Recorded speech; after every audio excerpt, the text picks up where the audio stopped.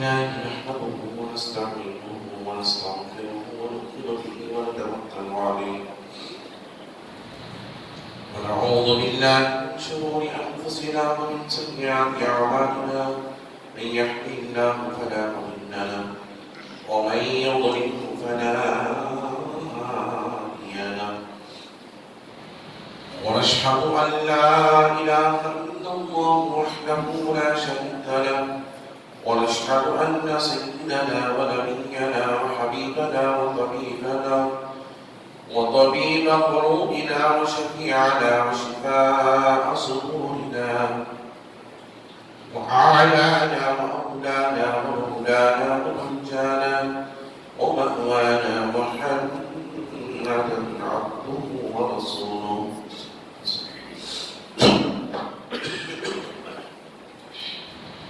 أرسله بالحق بشيرا ونذيرا وداعيا إلى الله بإذنه وسراجا منيرا وقد قال الله تبارك وتعالى في القرآن المجيد والفرقان الحميد فأعوذ بالله من الشيطان الرجيم بسم الله الرحمن الرحيم لقد كان لكم في رسول الله أسوة حسنة صدق الله رسوله النبي الأمين المتين الكريم ونحن على ذلك لمن الشاهدين والشاكرين والحمد لله رب العالمين. من يعلم ربنا إصبع سمحنا أيده بأيده أيدنا بأحمد أرسله مبشرا أرسله ممجدا صلوا عليه دائما صلوا عليه سلما اللهم صل وسلم صلاة كاملة وسلم صلاة دائمة.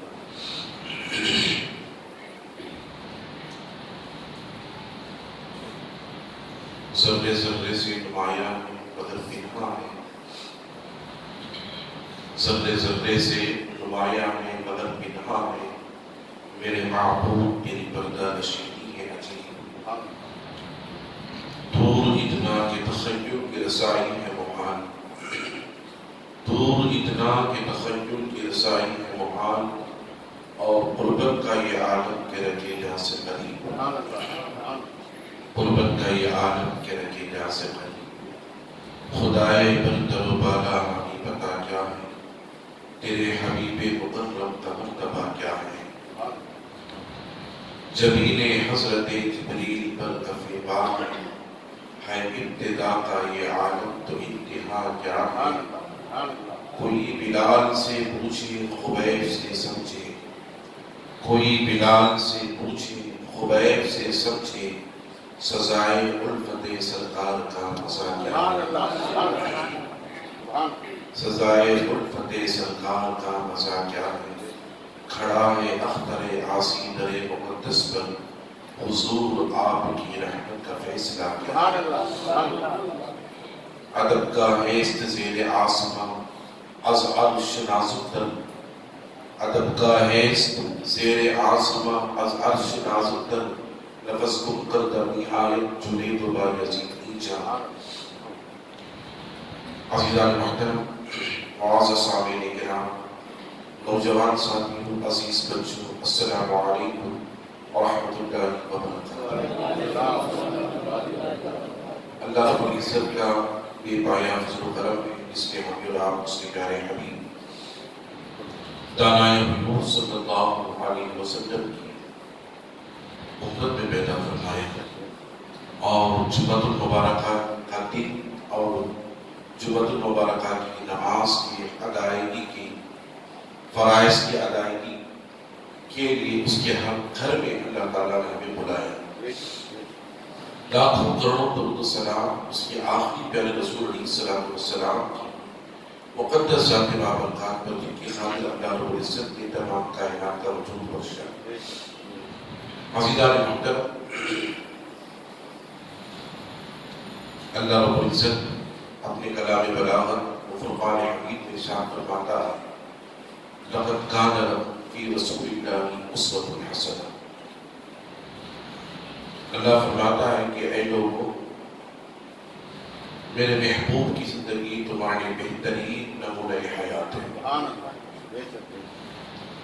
آقا علیہ السلام کی پیدائش سے لے کر آقا علیہ السلام کی دنیا سے ظاہری پردہ کر جانے تک ساری زندگی آقا علیہ السلام قیامت تک آنے والے مسلمانوں کے لیے ایک بہترین نمونہ ہے۔ اور اگر ہمیں اپنی زندگی کو اچھی بنانا ہے تو حضور کی زندگی ہمارے لیے بہترین نمونہ حیات ہے۔ اللہ رب العزت نے حضور کی زندگی کی تعریف فرمائی، اور جس طرح سے اللہ رب العزت نے حضور علیہ السلام کو دنیا میں بھیجا، مبعوث کیا، ان کا آنا عالم کی رحمت ہے۔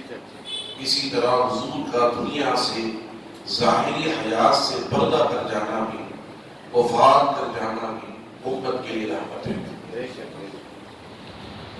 عزیزان محترم، آپ مجھے پوچھیں گے کہ ایسا کیوں ہے جبکہ حضور کا آنا تو خوشی کی بات ہے مگر جانا تو غمی کی بات ہے؟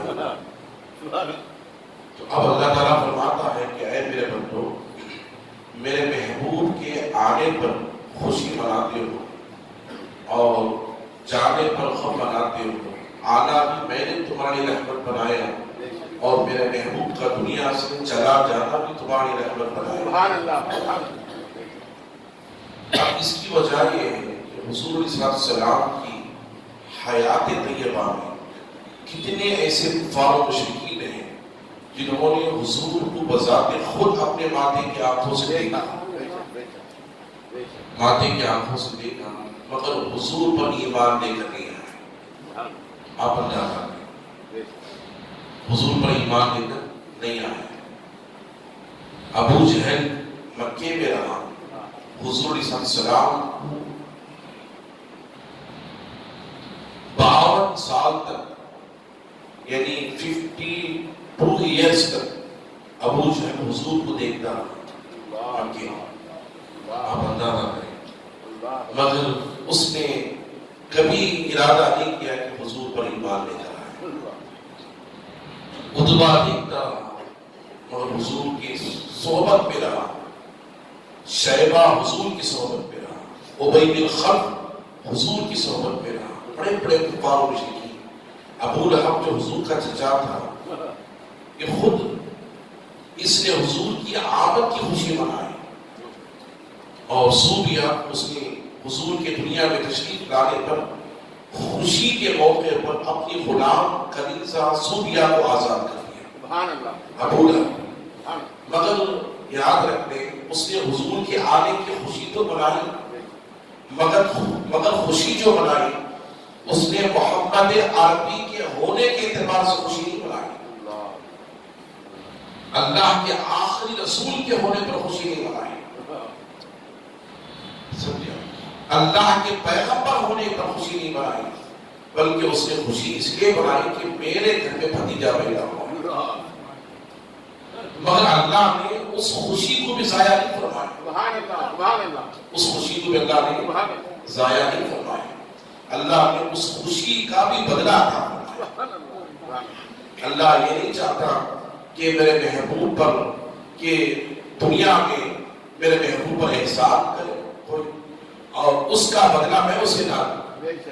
کوئی میرے محبوب پر احسان کر کے یہ نہ چاہتا ہے کہ میں نے میرے اللہ کے نبی کی آمد پر خوشی منائی مگر اس کا کوئی صلہ نہیں ملا۔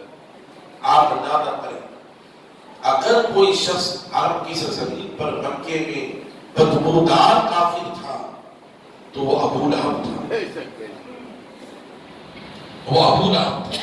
حضور علیہ السلام کے دنیا میں تشریف لانے کے موقع پر اس نے خوشی منائی، اور خوشی کے منائی مگر آقا علیہ السلام کے دین کے پیش کرنے پر اس نے اذیتیں دی. آقا علیہ السلام تکلیف دی.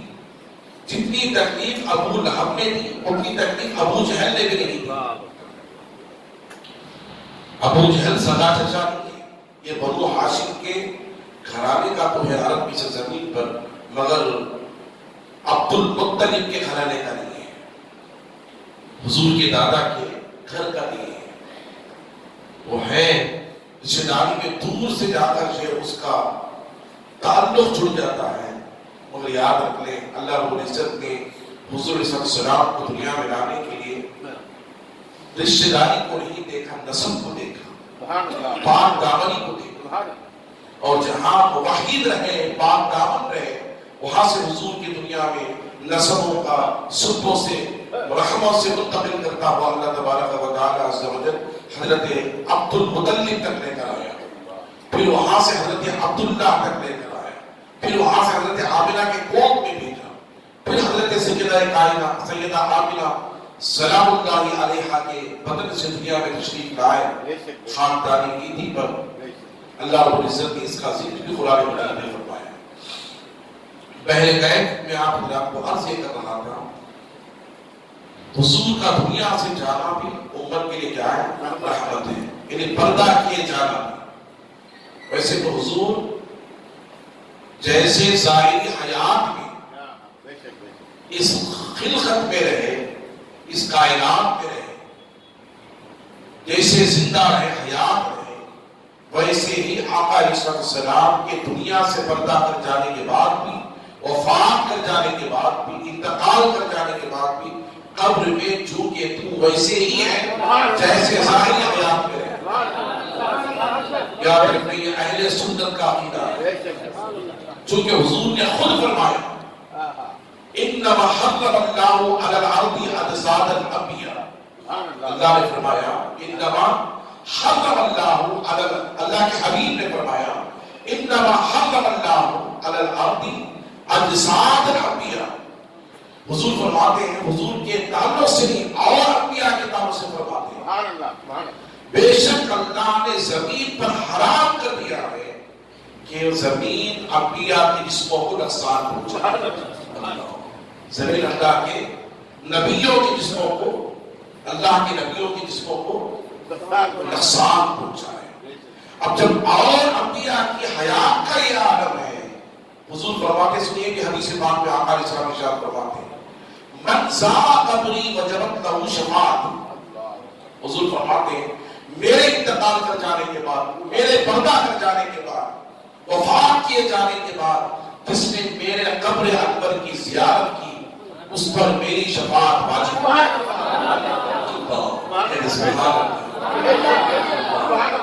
حضور ارشاد فرماتے ہیں کچھ لوگ کا عقیدہ یہ ہے کہ وہ کہتے ہیں مسلمانوں میں ایک جماعت ہے، ایک طبقہ ہے، وہ کہتا ہے کہ مکے کو جانے کے بعد، حج کرنے کے بعد نبی کی زیارت کی ضرورت نہیں ہے. نعوذ باللہ من ذالک. یاد رکھ لیں اللہ عزیزان محترم اس بات کو ذہن میں رکھیں، حج ادا ہوتا ہے مکے میں. یاد رکھیں حج کہاں ادا ہوتا ہے؟ مکے میں. عمرہ کہاں ادا ہوتا ہے؟ مکے میں. مگر خدا کی قسم یاد رکھ لیں ادائیگی مکے میں ہوتی ہے مگر قبولیت مدینے میں ہوتی ہے. کہتے سبحان اللہ. قبولیت کہاں ہوتی ہے؟ مدینے پاک میں ہوتی ہے. ادائیگی مکے میں ہوتی ہے، قبولیت کہاں ہوتی ہے؟ مدینے پاک میں ہوتی ہے. اسی لیے اللہ نے قرآن میں فرمایا اے میرے بندو آؤ حج ادا کرو، حج کے ارکان ادا کرو، میری بارگاہ میں مغفرت کا پروانہ چاہو اور مجھ سے مطالبہ کرو، میری بارگاہ میں بےحوصاری کرو مکے کی دھرتی پر، اور میری بارگاہ میں ہاتھوں کو اٹھا کر آنکھوں میں آنسو بہاتے رہو، مجھ سے سوال کرتے رہو مولا تو مجھے بخش دے، تو مجھے بخش دے، تو مجھے بخش دے. میرا مولا فرماتا ہے حج تو قبول کر لوں گا مگر تمہارے گناہوں کی بخشش و مغفرت کا پروانہ میں تمہیں مکے میں نہیں عطا کروں گا، میں میرے محبوب کے دیار میں عطا کروں گا. اللہ فرماتا ہے میرے محبوب کے دیار میں عطا کروں گا. اللہ ولی اب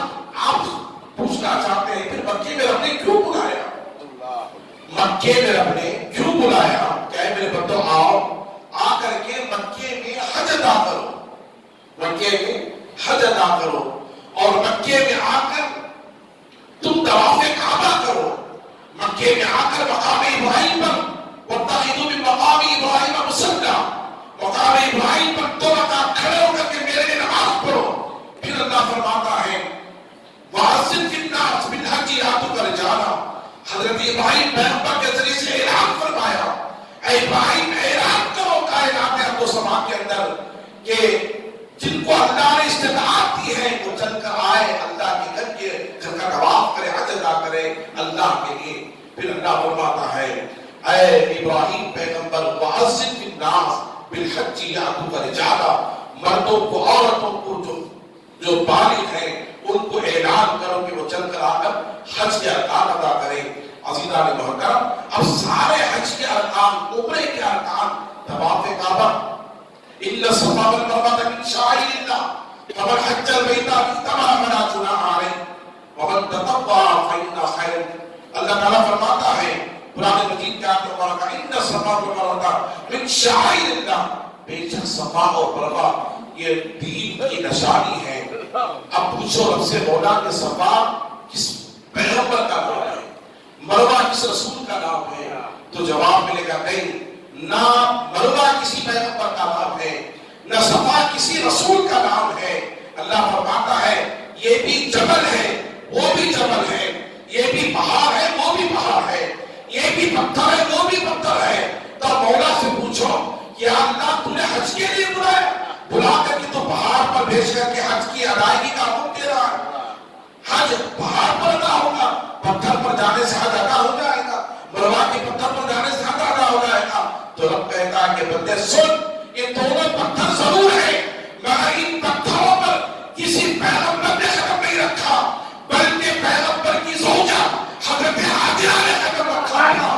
اب پوچھو مولا سے مولا کیا تیری عبادت کے لیے قدم رکھا تھا؟ تو جواب ملے گا نہیں، وہ اپنے بچے کی بسیاری کے لیے، پانی کی تلاش کے لیے مروہ پر گئی تھی اور صفا پر گئی تھی. اللہ فرماتا ہے اس کا پہنچنا مجھے اتنا پسند آیا، قیامت تک آنے والے حاجیوں سے میں نے حکم دے دیا کہ حاجیوں جب تک تم آ کر کے میری حاجرہ سلام اللہ علیہا کے قدم پر قدم میں رکھو گے اس وقت تک میں تمہارا حج نہیں ادا کروں گا. اللہ فرماتا ہے آؤ تم صفا پر آؤ، مروہ پر آؤ. صفا پر آنا تمہارا مجھے حاجرہ کی یاد دلاتا ہے، مروہ پر آنا مجھے حاجرہ کی یاد دلاتا ہے. عزیزان محترم، گویا صفا اور مروہ یہ حج کی صحیح میں سے جو ہے رکن ہے. اللہ بنی یہ حضرت حاجرہ وہاں عبادت کے لیے نہیں گئی تھی، اپنے بچے کے پانی کی تلاش میں گئی، اپنے بچے کے پانی کی تلاش میں گئی تھی. اب پیغمبر کی بیوی کا قدم رکھنا اتنا مبارک ہو گیا، اتنا محترم ہو گیا، اتنا معظم ہو گیا اور اتنی عظمت والا ہو گیا وہ پتھر. اللہ فرماتا ہے ان الصفا والمروہ من شعائر اللہ، بے شک صفا اور مروہ یہ دونوں پہاڑی خدا کے دین کے نشان ہیں. ومن حج البیت فلا جناح علیہ، یہ دونوں پتھر خدا کے دین کے نشان ہیں. اللہ جب حضرت حاجرہ قدم رکھتے ہیں وہ پتھر حج کے رکن میں سے رکن ہو جائے، حج کے ارکان میں سے ارکان ہو جائے.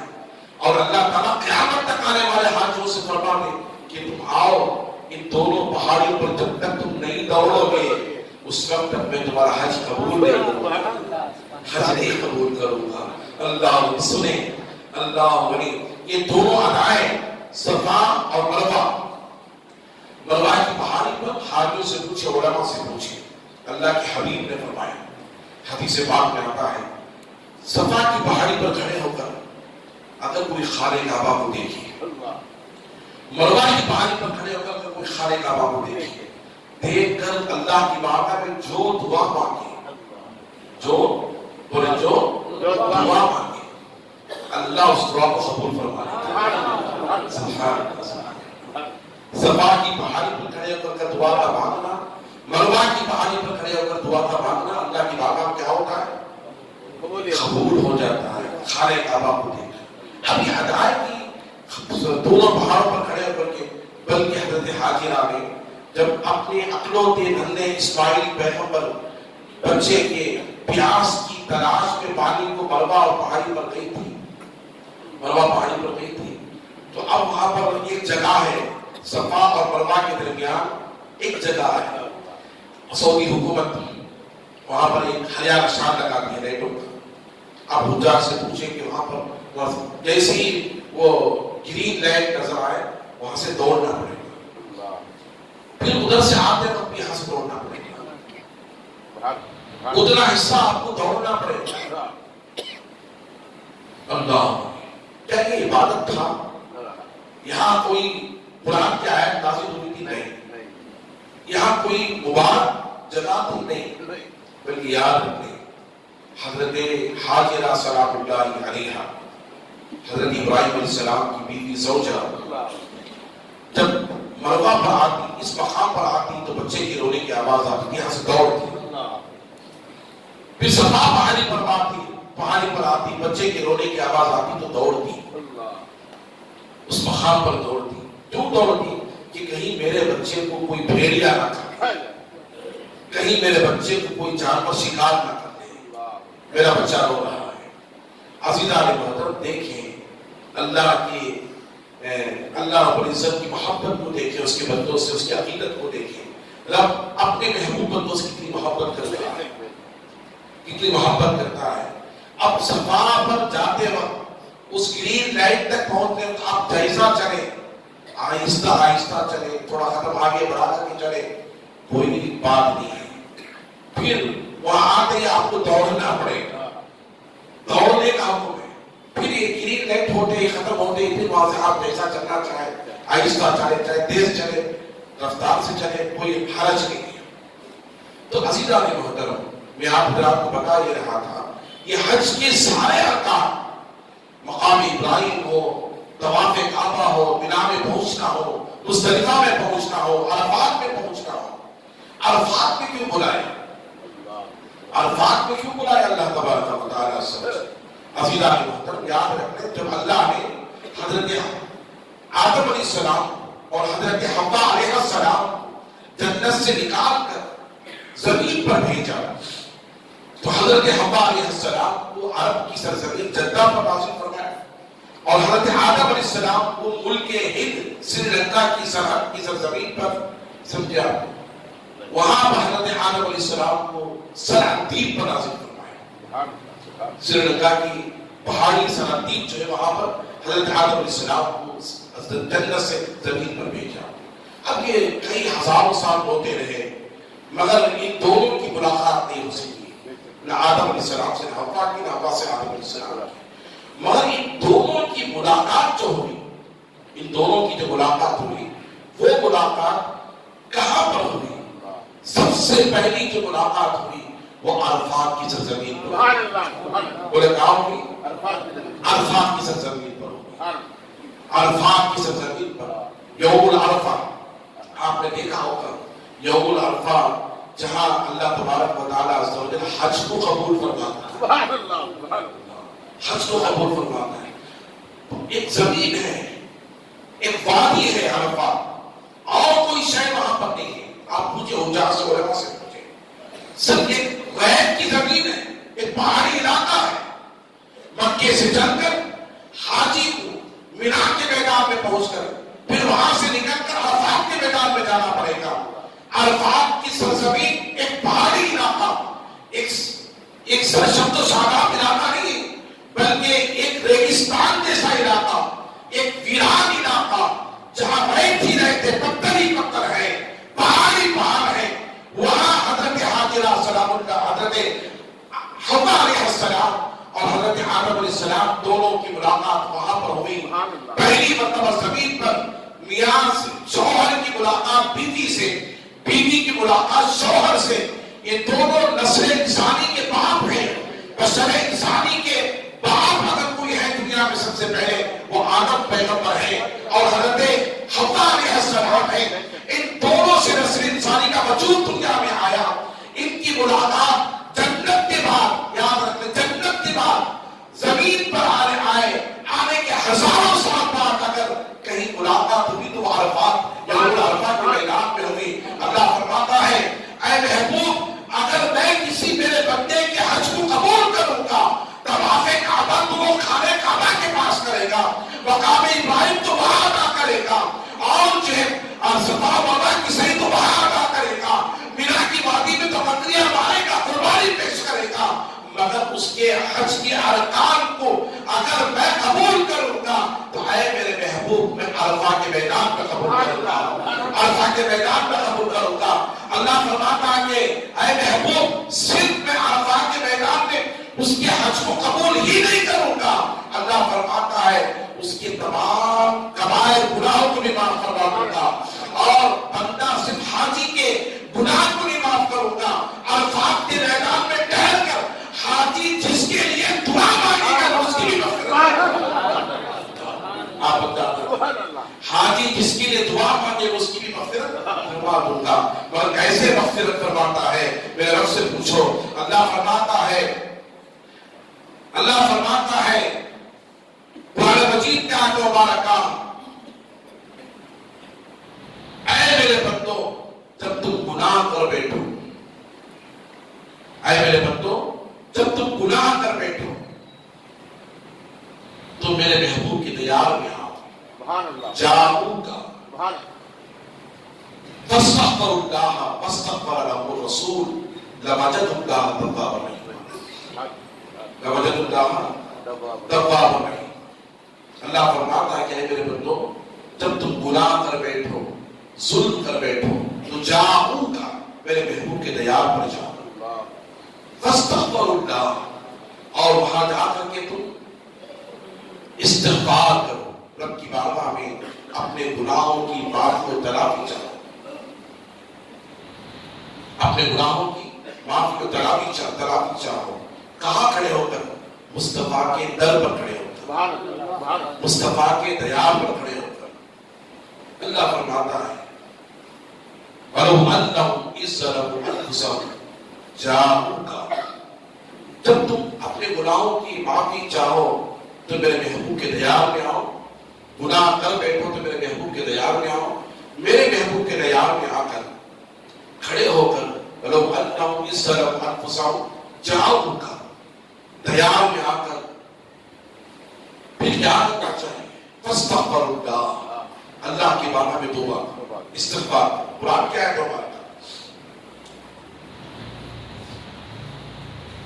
جب ہم اللہ کی بارگاہ میں نبی کے دیار میں کھڑے ہو کر، مصطفیٰ جاتے رہے صلی اللہ علیہ وسلم کے در پر کھڑے ہو کر دعا مانگتے ہیں تو اللہ فرماتا ہے اے میرے بندے سن، تو آ گیا میرے محبوب کے دیار میں اپنے گناہوں سے معافی چاہنے کے لیے، مغفرت چاہنے کے لیے، گناہوں کا خطاؤں کا درگزر ہونے کے لیے میرے محبوب کے در پر آ کر تو میری بارگاہ میں توبہ کیا، فاستغفر اللہ، اللہ فرماتا فاستغفر اللہ، اللہ کی بارگاہ میں تمہیں استغفار کیا، توبہ کیا، تو اللہ فرماتا ہے کہ میں تیرے ہونٹوں کو تیرے ہاتھوں کو نہیں دیکھوں گا، میں تیرے لبوں کو تیرے ہونٹوں کو نہیں دیکھوں گا کہ تو میری بارگاہ میں استغفار کر رہا ہے، توبہ کر رہا ہے۔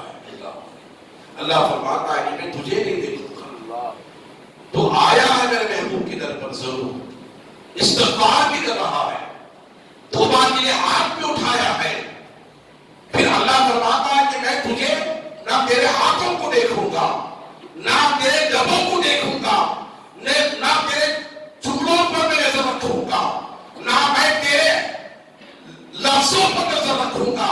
اللہ فرماتا ہے اے بندے سن، جب تو میری بارگاہ میں استغفار کرے گا تو میں میرے محبوب کو دیکھوں گا، میں میرے محبوب کو دیکھوں گا، وہ بھی تیرے تعلق سے میری بارگاہ میں کچھ کہتا ہے کہ نہیں کہتا،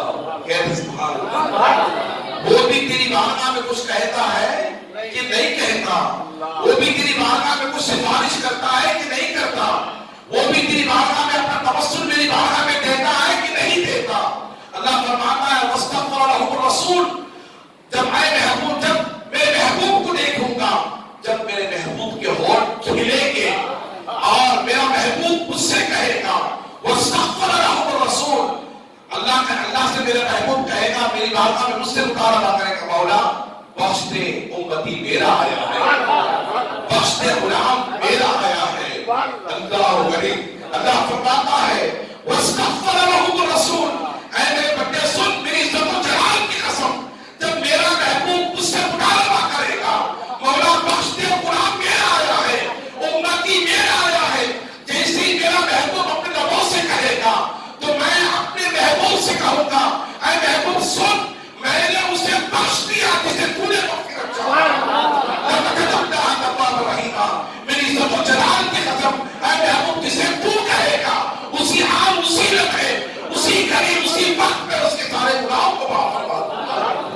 پر بے حساب رحم فرما دوں گا، لوجد اللہ تواب الرحیم، اس کی توبہ کو قبول کر لوں گا اور اس پر بے حساب رحم کر کے فیصلے کروں گا۔ تو گویا پتہ یہ چلا، اللہ فرماتا ہے بندے سن، عبادت میری بارگاہ میں آ کر کر، مگر اگر توبہ چاہتا ہے تو میرے محبوب کے دیار میں جا، قبولیت چاہتا ہے تو میرے محبوب کے دیار میں جا۔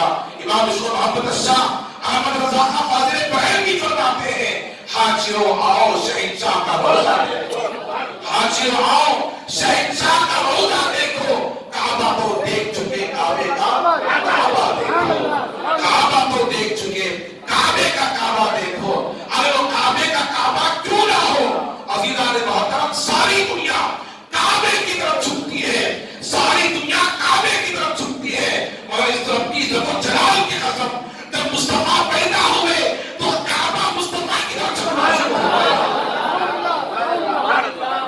کعبہ مصطفیٰ کے گھر کی طرف جھکنا شروع ہو گیا، جھک گیا جس کے آگے ادب سے حرم، رفعت منزل زیر عرش قدم، جس سہانی گھڑی چمکا طیبہ کا چاند، اس دن افروز ساعت پہ لاکھوں سلام، اس دن افروز ساعت پہ لاکھوں سلام۔ ایمان چاہیے، یقین چاہیے، عقیدہ چاہیے، ہمیں ایسوں کی صحبت چاہیے، ایسوں کی صحبت چاہیے جن کے پاس ایمان ہو، جن کے پاس ایمان ہو۔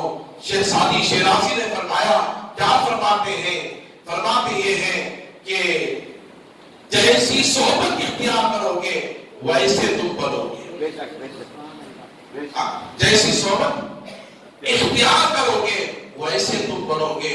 حضور نے بھی فرمایا اہل ایمان کی صحبت اختیار کرو، اہل ایمان کی صحبت اختیار کرو۔ عزیزان محترم، حضور نے کیا فرمایا؟ من زار قبری وجبت لہ شفاعتی، جس نے میرے قبر کی زیارت کی اس پر میری شفاعت پائی۔ کہتے سبحان اللہ۔ حضور کی وفات کے بعد، حضور کے پردہ کر جانے کے بعد، اور حضور سنیں میرے آقا ارشاد فرماتے ہیں جس نے حج کیا، عمرہ کیا اور میری زیارت کو نہ آیا، جس نے حج کیا، عمرہ کیا، میری زیارت کو نہ آیا، میرے آقا ارشاد فرماتے ہیں اس نے مجھ پر ظلم کیا۔ اللہ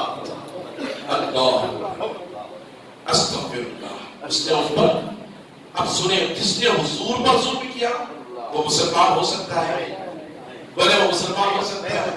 اور جو لوگ یہ کہتے ہیں حج کو جانے کے بعد مدینے کو جانے کی ضرورت نہیں ہے، اب بتائیں وہ ظالم ہے یا مسلمان ہے؟ وہ اہل ایمان ہے یا غیر ایمان ہے؟ غیر ایمان ہے، جو اس لیے کہ میرے آقا نے فرمایا جس نے حج و عمرہ ادا کیا پھر میری زیارت کو نہ آیا، اس نے مجھ پر ظلم کیا، اور میرے آقا پر ظلم کرنے والا کیا وہ مسلمان رہ جائے گا؟ رہ جائے گا؟ خدا کی عزت و جلال کی قسم وہ مسلمان نہیں رہے گا۔ عزیزان محترم، وہ دنیا سے بے ایمان ہو کر مرے گا، منافق ہو کر کے مرے گا، اس لیے کہ حضور کی صحبت میں رہ کر کے بھی جس نے ایمان کو تازہ نہیں کر دیا وہ جنت نہیں ہوا۔ بعد میں آنے والا حضور کی توحید کر کے کہاں سے جنت حاصل کرے؟ حضور کی توحید کر کے کہاں سے جنت حاصل کرے؟ درود شریف پڑھے، اللہم صلی علی سیدنا نبی کریم مولانا محمد صلی اللہ علیہ وسلم، السلام علیکم یا رسول اللہ۔ اور سنیے حدیث پاک میں اللہ کے حبیب فرماتے ہیں من زار فی القبر وفی الحیات بعد فی مماتی، حضور فرماتے ہیں جس نے میری وفات کے بعد، میرے دنیا سے انتقال کرنے کے بعد، کیا عقیدہ مصطفیٰ جامع رحمت دیتی ہے؟ فرماتے ہیں کہ میرے دنیا سے ظاہری پردہ کر جانے کے بعد، وفات کر جانے کے بعد جس نے میرے قبر کی زیارت کی، گویا اس نے میرے قبر کی زیارت نہیں کی، حضور فرماتے فی الحیات، اس نے میری زندگی میں مجھ سے آ کر ملاقات، کہتے سبحان اللہ، الوجل کر کہتے سبحان اللہ، ہاتھ اٹھا کر کہتے سبحان اللہ۔ یہ اہل ایمان کا مجمع ہے۔ میرے آقا ارشاد فرماتے ہیں میرے دنیا سے پردہ کر جانے کے بعد اس نے میرے قبر کے پاس آیا، وہ میرے قبر کے پاس ہی نہیں آیا بلکہ میری زندگی میں، میری حیات میں آ کر اس سے ملاقات کی۔ یہ حدیث پاک میں حضور نے فرمایا، اسی لیے امام عشق محبت نے فرمایا تو زندہ ہے بندہ، تو زندہ ہے بندہ میرے چشم عالم سے چھپ جانے والے، تو زندہ ہے بندہ، تو زندہ ہے بندہ میرے چشم عادت سے چھپ جانے والے. اور ایک حدیث سنو, آقا ارشاد فرماتے ہیں, اللہ حضرت علی کرم اللہ تعالیٰ وجہ کریم اس حدیث کے راوی ہیں, حضرت عباس اس حدیث کے راوی ہیں, حضرت عبداللہ ابن عباس اس حدیث کے راوی ہیں. اگر حضور کا عشق, حضور کی محبت دنیا سے جانے کے بعد بھی صحابہ کے پاس گئی تھی, وہ صحابہ سے سیکھو. عزیزان محترم, حضور علیہ السلام کی دنیا سے پردہ کر جانے کے بعد حضور کو قبر انور کے اندر لٹایا گیا ہے, آقا کو قبر انور کے اندر لٹایا گیا ہے. حضرت علی قبر کے اندر ہے, حضرت عباس قبر کے اندر ہے, مصطفیٰ جان رحمت صلی اللہ علیہ وسلم کو قبر کے اندر لٹایا گیا ہے. ایک صحابی تھے جن کا نام حضرت مغیرہ ابن شعب رضی اللہ تعالیٰ عنہ. حدیث سنیں, اللہ کے حبیب صلی اللہ علیہ وسلم دنیا سے پردہ کر جانے کے بعد بھی صحابہ کا عقیدہ کیسا تھا, صحابہ کا ایمان کیسا تھا. حضرت مغیرہ ابن شعب رضی اللہ تعالیٰ عنہ حضور صلی اللہ علیہ وسلم کی قبر کے اندر اپنی انگوٹھی نکال کر قبر انور کے اندر ڈال دیا, اپنی انگوٹھی نکالی قبر میں ڈال دیا. آقا علیہ السلام, حضرت علی نے دیکھا, حضرت عباس نے دیکھا, صحابہ نے دیکھا, یہ مغیرہ نے کیا کیا. اللہ اکبر, یہ مغیرہ کس کام کو انجام دے رہا ہے. حضرت مغیرہ نے کہا, کیا علی, کیا آپ مجھے اجازت دیں گے, اجازت دیں گے. کس بات, میں قبر میں آؤں, میری انگوٹھی اٹھا, میں قبر میں آؤں, میری انگوٹھی اٹھا. اللہ اکبر. صحابہ کی محبت کو دیکھیے, صحابہ کی عقیدت کو دیکھیے. ایسے حضور کے پردہ کر جانے کے بعد بھی ان کے ایمان میں, ان کے یقین میں, ان کی محبت میں بادشاہ کہ جس قبر انور کے اندر مصطفیٰ جا رہے ہیں, جس قبر انور کے اندر مصطفیٰ تشریف لے جا رہے ہیں, وہاں میری انگوٹھی پہنچی اور پھر اس زمین سے اٹھا کر میں پہنوں, وہ میرے لیے حیات بن جائے, برکت بن جائے, رحمت بن جائے.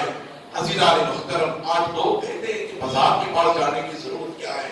ارے لوگوں, صحابہ سے سنو, صحابہ سے سیکھو, صحابہ کو پڑھو, صحابہ کا ایمان یقین بنا کر رکھو.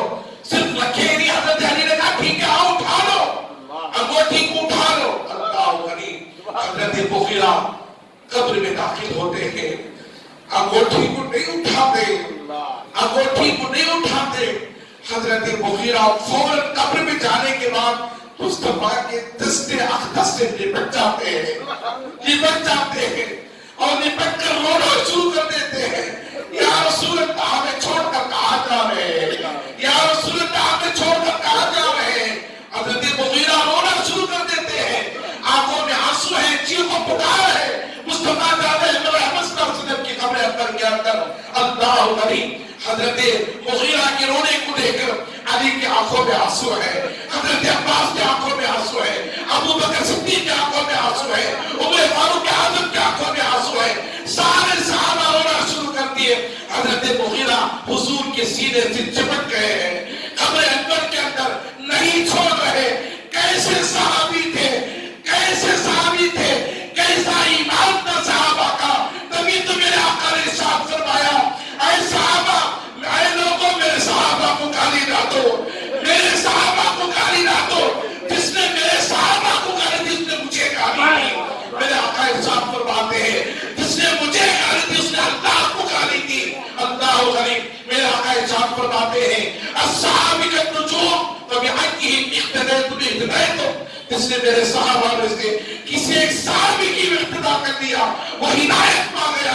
ارے مصطفیٰ کے غلاموں کی اقتدا کرنے والا ہدایت کیا گیا, جنت کیا ہو گیا. تو مصطفیٰ کی غلامی عالم کیا ہوگا, مصطفیٰ کی غلامی حاصل کرنے والے کا عالم کیا ہوگا. تبھی تو کسی عاشق نے کہا, جب ان کے قدم بھر دیتے ہیں شاہان زمانہ کی چولی, جب ان کے قدم بھر دیتے ہیں شاہان زمانہ کی چولی. محتاج کا نبی عالم ہے تو محتاج, محتاج کا جب یہ عالم ہے تو محتاج کا عالم کیا ہوگا. درود شریف پڑھ, اللہم صلی علی سیدنا حبیبنا نبینا کریمنا مولانا محمد مبارک وسلم صلی اللہ علیہ وسلم. والسلام علیکم یا رسول اللہ. اے مصطفیٰ کے غلاموں, اے نبی کے امت کے نوجوانوں, یاد رکھنے آؤ. میرے آقا سے پوچھا, آج ہم سلام کے بعد, نماز کے بعد کھڑے ہو کر سلام پڑھتے ہیں, نماز کے بعد کھڑے ہو کر مصطفیٰ پر سلام کرتے ہیں، کیا ہم احسان کر رہے ہیں؟ خدا کی عزت کی قسم ہم احسان نہیں کر رہے۔ ہم سلام پڑھو تب بھی ان کے درجات بلند ہیں، ہم سلام نہ پڑھیں تب بھی ان کے درجات بلند ہیں۔ اور یاد رکھ لیں، پوچھو رب سے، مولا ہم نماز کے بعد تیرے محبوب پر سلام پڑھے، درود پڑھے تو کیا تیرے محبوب کا درجہ بلند ہوتا ہے؟ رب فرماتا ہے بندے سن، میرے محبوب کا درجہ مقام تھے اور افعال اللہ کا ذکر ہر اندر میں نے بلند کر دیا ہے، مگر سن میں نے میرے محبوب کو بلند کر دیا ہے، تیرا کیا ہوگا جب تو پڑھے گا؟ سن، میرے محبوب کا مقام و مرتبہ کچھ گھٹتا بڑھتا نہیں ہے، بلکہ تیرے مقام کو میں بنا دیتا ہوں، تیرے درجے کو میں بنا دیتا ہوں۔ عزیزان محترم، کیوں سنیں اللہ کے حبیب علیہ السلام کو ہم کیوں یاد کرتے ہیں؟ نماز کے بعد سلام کیوں پڑھتے ہیں؟ عزیزان محترم، میں آپ کو بتاتا چلوں، پوچھو مولا کائنات سے، پوچھو حضرت عباس سے، اللہ غنی، آقا علیہ السلام کو قبر انور میں لٹایا گیا ہے، حضور کے ہونٹ ہل رہے ہیں، حضور کے ہونٹ ہل رہے ہیں، اللہ غنی، حضور کے ہونٹ ہل رہے ہیں۔ حضرت علی نے حضرت عباس سے کہا، اے چچا جان، کیا میں نبی کے ہونٹوں پر اپنا کان رکھ کر سن سکتا ہوں کہ میرے آقا کیا فرما رہے ہیں قبر انور کے اندر، میرے آقا کیا فرما رہے ہیں؟ اللہ غنی، حضرت علی سے حضرت عباس نے کہا، اے بھتیجے علی، ٹھیک ہے حضور کے ہونٹ ہلتے ہیں قبر کے اندر، حضور کچھ بولنا چاہ رہے ہیں قبر انور کے اندر۔ اے مردہ کہنے والوں، تمہاری زندگیاں مردہ ہے، تمہارا ایمان مردہ ہے، مگر اہل سنت کا عقیدہ مصطفیٰ کل بھی زندہ تھے، آج بھی زندہ رہے، قیامت تک زندہ رہیں گے۔ صرف مصطفیٰ ہی نہیں، مصطفیٰ کا جو غلام بن جاتا ہے وہ کل بھی زندہ تھا، آج بھی زندہ، قیامت تک زندہ رہے گا۔ عزیزان محترم، نعرہ تکبیر، نعرہ رسالت، درود شریف پڑھیں، اللہم صلی علی سیدنا شفیعنا حبیبنا نبینا کریمنا مولانا محمد وبارک وسلم صلی اللہ علیہ صلاۃ و سلام علیکہ یا رسول اللہ۔ ایمان نوجوانوں، ایمان لیتے چلو، احادیث کا مطالعہ کرو، ایسے علماء کی صحبت اختیار کرو جن کی صحبت میں بیٹھے تو تمہارا سینہ مصطفیٰ کا مدینہ تمہارا سینہ مصطفیٰ کا مدینہ بن جائے۔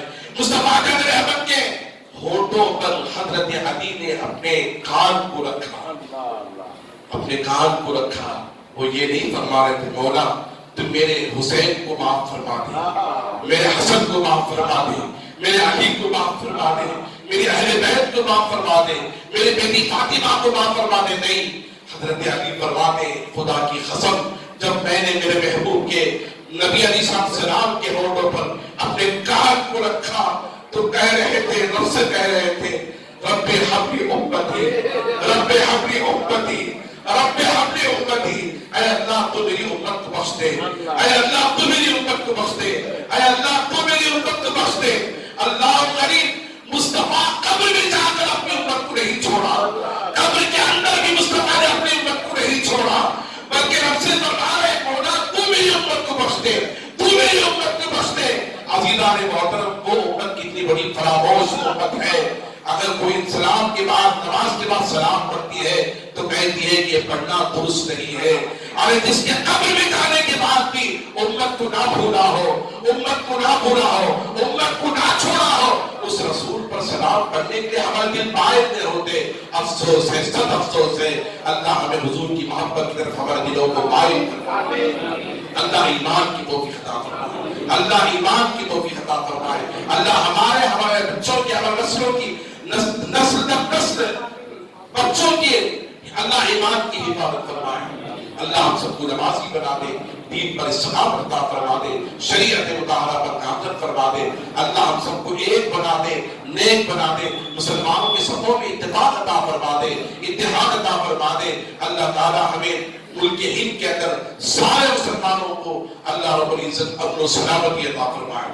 اللہ اسے امن کا گہوارہ بنا دے، سلامتی کا گہوارہ بنا دے۔ اللہ تعالیٰ مسلمانوں میں، غیر مسلموں میں بھائی چارگی کا ماحول پیدا فرما دے۔